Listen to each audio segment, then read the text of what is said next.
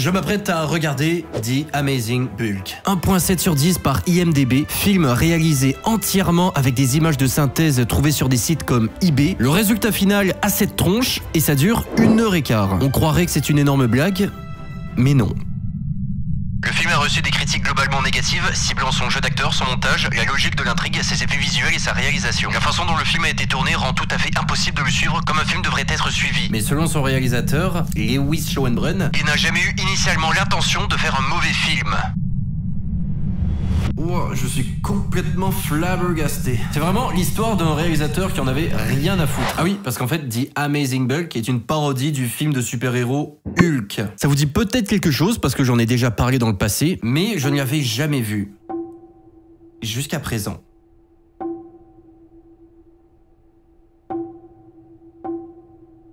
Le film commence par une parodie de plusieurs logos de studios américains et l'intrigue débute. Et... oh là là... c'est dégueulasse.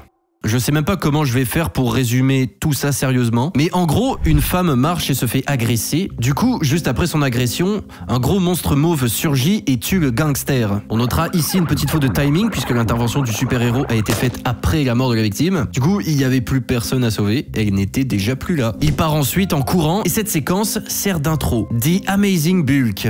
Incroyable. On notera d'ailleurs que le mot bulk n'est jamais utilisé durant la totalité du film. Ensuite, des policiers examinent la scène du crime et retrouvent du sang mauve. Ça n'annonce rien de bon pour la suite. On se retrouve un avion plus loin dans un endroit qui ressemble à une classe de sciences. Deux scientifiques travaillent sur un sérum de super-humain. On notera ici le rat.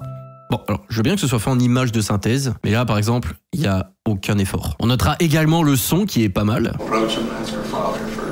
You think the general's gonna give her away freely? I don't know what he's gonna say. I just hope he keeps our professional relationship out. Les couleurs virevoltantes également. Pour la petite info, le film a coûté 14 000 $ américains. Qu'on se comprenne, c'est un budget minuscule pour un film, mais quand tu vois le résultat final de The Amazing Bulk, bah tu te demandes vraiment où l'argent est passé. Le tournage du film a coûté 6 000 $. Bon, ça à la limite, pour réserver les studios pendant 5 jours, durée du tournage, c'est compréhensible, et aussi pour payer les acteurs. Mais quand tu vois que 3 000 $ est alloué au mixage audio, were found dead in an alleyway.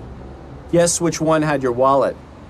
1 000 $ à la correction colorimétrique et que les derniers 4 000 $ sont partis pour les logiciels, images et le compositeur. Donc ça, et le soi-disant compositeur qui s'est contenté de mettre du Beethoven pendant 1h15 et ne composer aucune chanson. Il y a moyen de se dire que l'argent a été jeté par la fenêtre. Mais bon, c'est pas grave, passons à autre chose. Je suis très impatient de voir la suite de ce film. Bon, lui c'est Hank, notre personnage principal et notre fameux Bulk. Sa copine lui rejoint dans son labo et ils partent en date dans une belle voiture et vont faire un petit footing. Et là, les acteurs sont en train de courir sur place. Il n'y a vraiment aucun effort dans ce film. Et c'est pas la seule fois que les acteurs vont marcher sur place ou courir et on voit le décor défiler derrière eux. C'est plus facile évidemment d'animer le décor quand les acteurs ne se déplacent pas réellement. Plus tard, Hank va chez sa femme et on se rend compte que son père est le général de l'armée américaine. Et il menace Hank de séparer leur couple s'il n'arrive pas à trouver le sérum de super-humain qu'on a parlé plus tôt. Par la même occasion, on rencontre le méchant du film, un terroriste allemand joué par un américain avec un accent complètement cliché, qui s'amuse à balancer des fusées dans le monde sans aucune conséquence.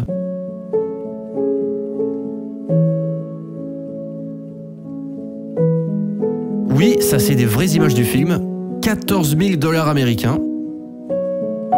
Du coup, plus tard, Hank se pique dans le bras pour aucune raison apparente et devient Bulk. Donc, il sort dehors et voici la scène d'introduction du film. C'était un pré-shot de ce qui allait se passer, mais quelle écriture incroyable! Après cette scène, pour aucune raison, la police vient cogner chez lui le lendemain pour le questionner sur le crime. Mais Hank n'avait pas nettoyé ses mains, ce petit dégueulasse. Du coup, il se fait choper et doit s'enfuir. Et voici la pire séquence d'action que je n'ai jamais vue de ma vie.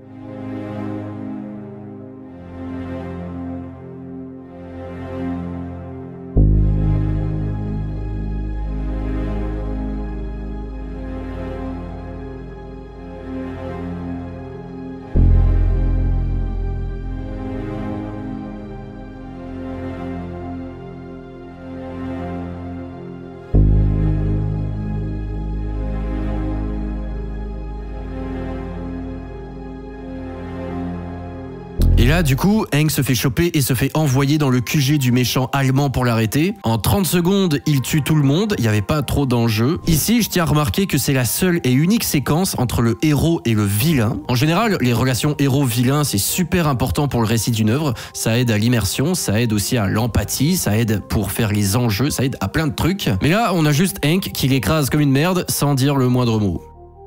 Tout ça, là, tout ce qu'on est en train de voir, toutes ces idées recherchées et complexes, elles ont pris 4 mois à être écrites. Vous avez bien entendu, ça a pris 4 mois écrire ce film. Alors que, honnêtement, en 1 heure, ça pourrait être écrit. Et 6 mois pour faire du storyboard. Un storyboard, c'est un genre de bande dessinée qui te sert de référence pour les plans caméra que tu vas faire plus tard, pendant le tournage. Comme ça, quand t'arrives sur le tournage, bien tu sais déjà quoi et comment le filmer. Mais là, excusez-moi, mais c'est tellement pauvre que je suis étonné qu'ils aient fait un storyboard. Qui plus est, a pris 6 mois à faire. Alors, c'est pas pour me vanter, mais j'ai réalisé L'Homme Caillou en 24 heures. C'est du même niveau en fait que The Amazing Bulk. Après avoir exécuté sa mission, nous avons droit au climax du film. Une scène qui a particulièrement fait parler. C'est grâce à ce moment que The Amazing Bulk a fait autant parler. Ceci est la scène d'une décennie. Mesdames et messieurs, voici la séquence du battage de couilles.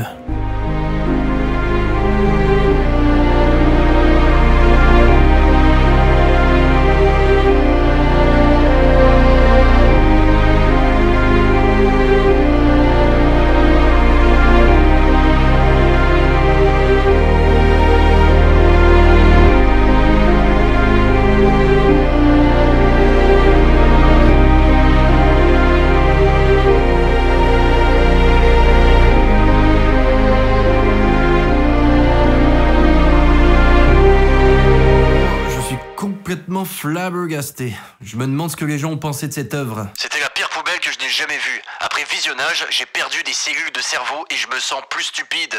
Mes yeux ont mal, je me sens malade. Pire film de l'histoire. C'est pas sérieux, c'est un vrai film. C'est ironiquement meilleur que She-Hulk. C'est débattable. Le film termine par Hank qui prend une bombe atomique et meurt, mais survit. Il se bat ensuite contre le général et meurt, mais survit.